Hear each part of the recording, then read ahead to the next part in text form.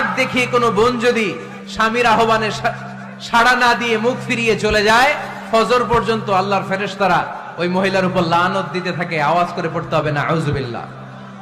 আবার বিশ্বনবী বলেছেন, খবরদার, রমজান ছাড়া কোন নফল রোজা কোন স্ত্রী যদি রাখতে চায়, নফল রোজা রাখার আগে স্বামীর কাছ থেকে যেন সে অনুমতি নিয়ে নেয়। নফল রোজা, আওয়াজ করে বলেন কি রোজা?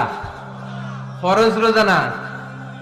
দিনের বেলা যেহেতু রোজা রাখতে হয়, কোন নারী, কোন যুবতী নারী, বয়স্কা নারীদের কথা ভিন্ন, কোন যুবতী নারী যদি নফল রোজা রাখতে চায়, সে তার স্বামীর পারমিশন নেবে। কারণ হয়তো স্বামী দিনের বেলা স্ত্রীর সঙ্গ চেতে পারে, ঠিক কিনা? এজন্য স্বামীর কাছ থেকে পারমিশনের দরকার আছে না নেই? এরপরে 4 নাম্বার দায়িত্ব, নিজের লজ্জাস্থানের হেফাজত করা।